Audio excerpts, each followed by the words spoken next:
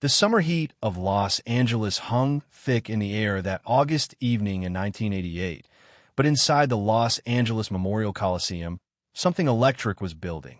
87,000 souls had gathered under the vast concrete dome, their voices creating a low hum that seemed to vibrate through the very foundation of the stadium. The lights dimmed slowly, and in that moment of transition from day to night, from ordinary to extraordinary, the crowd fell into a reverent silence that only Michael Jackson could command. It was the Bad World Tour, and Michael had already been performing for nearly 2 hours.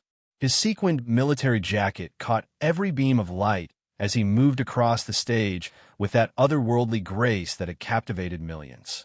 The audience had been on their feet since the opening notes, but now, as the final chords of Billie Jean faded into the night air, something unexpected was about to unfold. Michael walked to the center of the stage, his breathing heavy but his smile radiant. He raised his gloved hand, and the crowd understood the signal. Complete silence fell over the Coliseum like a blanket. Los Angeles. Michael's voice carried across the stadium without amplification, somehow reaching every corner of that massive space. Tonight, I want to share something special with you, something that comes from the heart. His voice carried that familiar soft intensity that could make even the largest crowd feel like they were sitting in his living room. Music has always been about bringing people together, about love, about understanding. He paused, looking out over the sea of faces, each one illuminated by the soft glow of the stage lights. And tonight, I have someone very special who wants to join us in that spirit. The crowd began to murmur, a ripple of excitement spreading through the stadium like wildfire. Michael turned toward the side of the stage, and even from hundreds of feet away, people could see his genuine smile, the kind that transformed his entire face. Ladies and gentlemen, please welcome my brother, my inspiration, Mr. Stevie Wonder.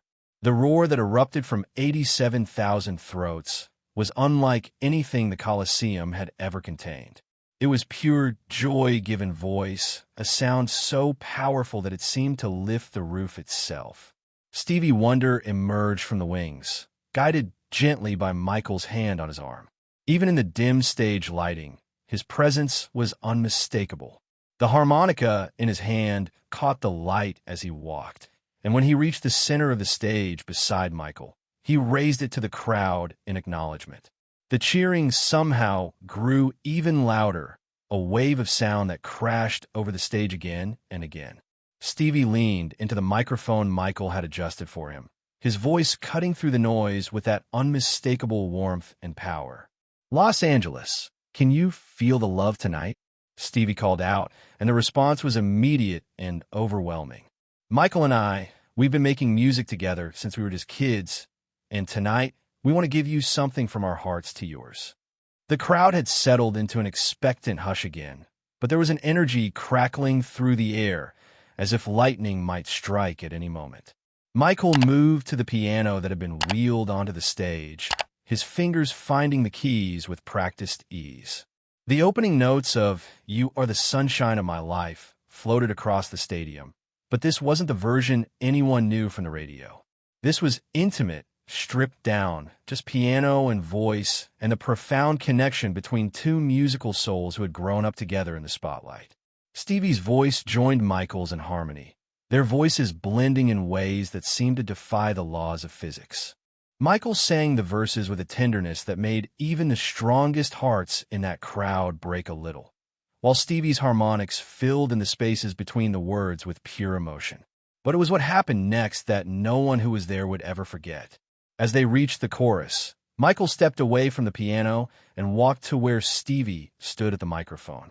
Without a word, he placed his arm around Stevie's shoulders, and together they sang directly to the crowd, their voices intertwining in perfect harmony. The spotlight caught the tears streaming down faces throughout the audience. People who had come for a concert, but found themselves witnessing something much more profound.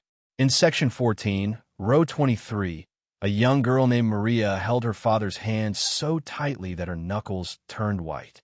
She had saved her allowance for months to buy these tickets, and now she was watching her hero share the stage with another legend, their voices creating something that felt almost sacred.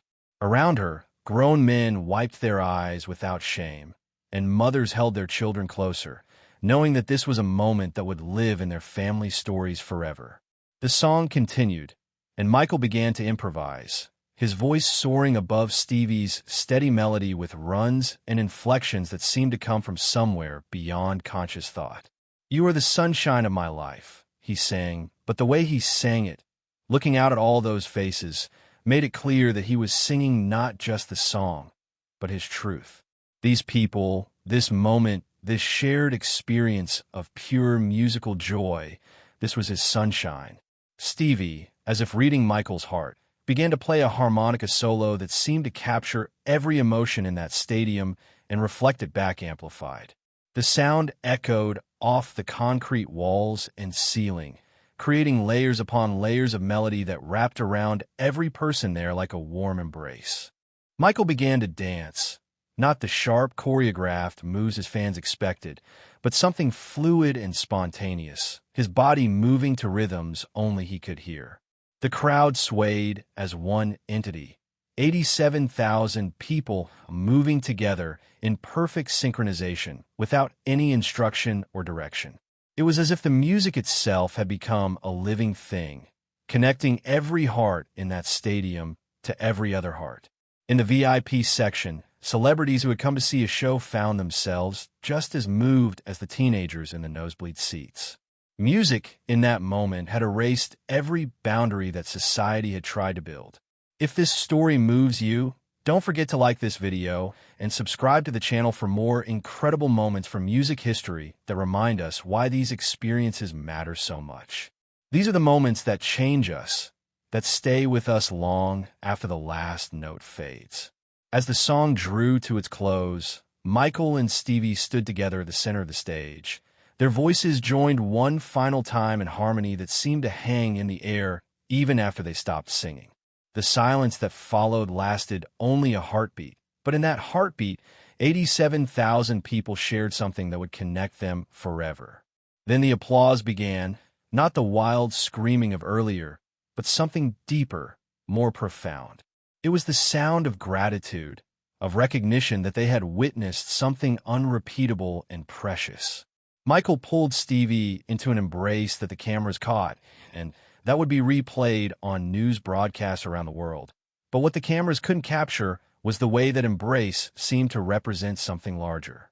It was friendship transcending competition, talent celebrating talent, and love making itself visible in a world that often seemed to have forgotten how to show it.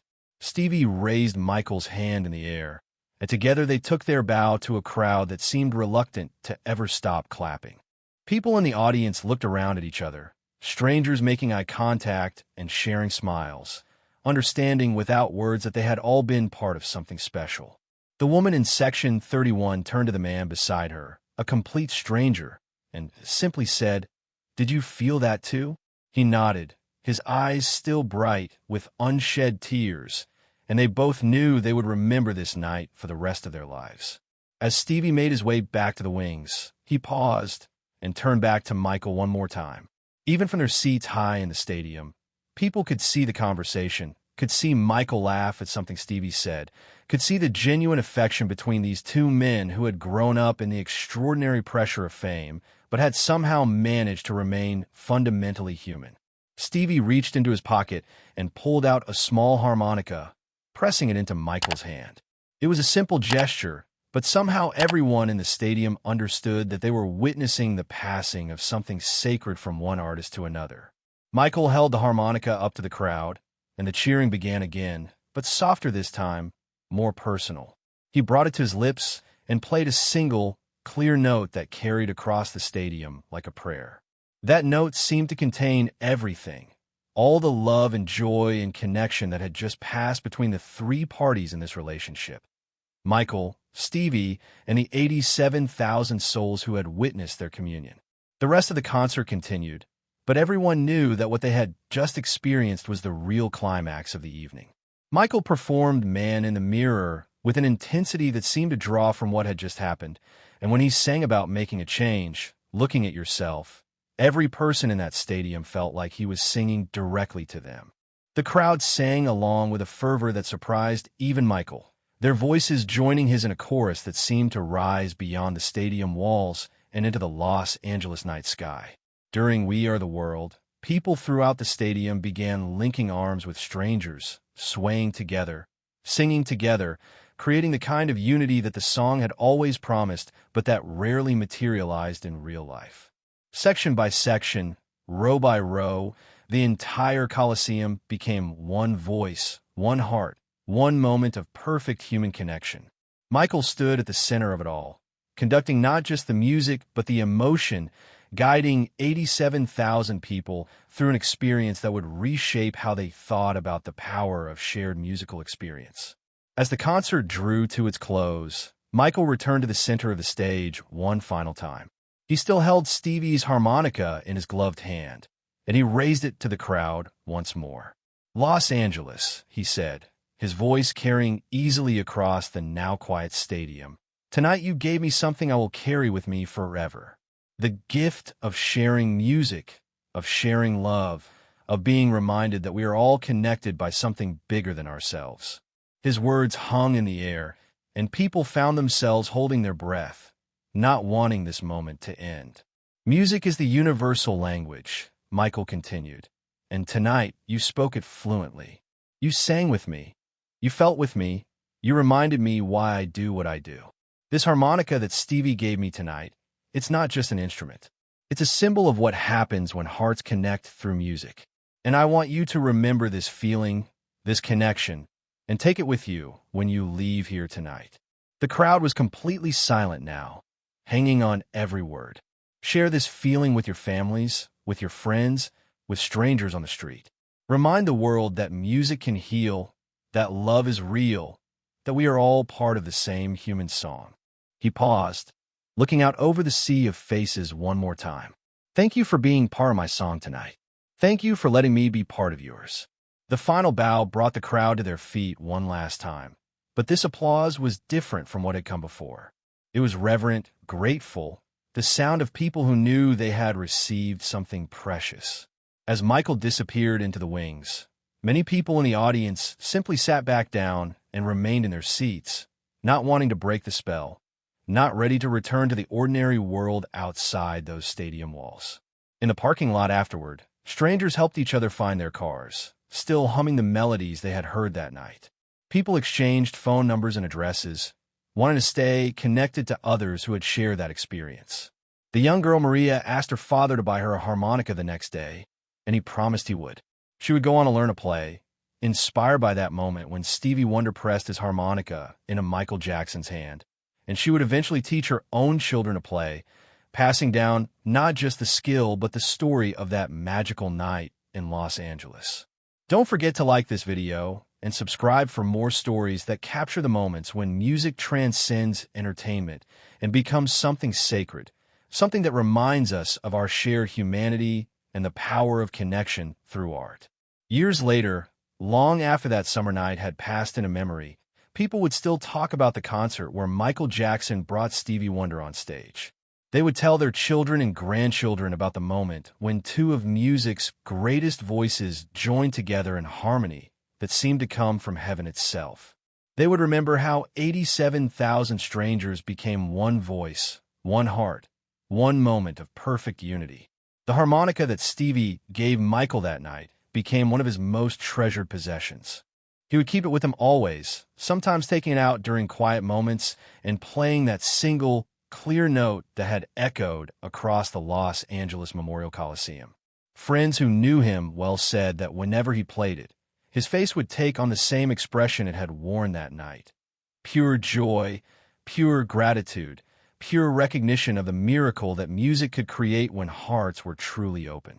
In a small display case in the Rock and Roll Hall of Fame, that harmonica now sits under soft museum lighting, a small brass plaque describing its significance. But the plaque cannot capture what really matters: the memory of 87,000 voices raised in harmony, of two legends sharing a stage and a song, of the moment when music reminded everyone present why it matters, why it heals, why it connects us all in ways that words alone never could.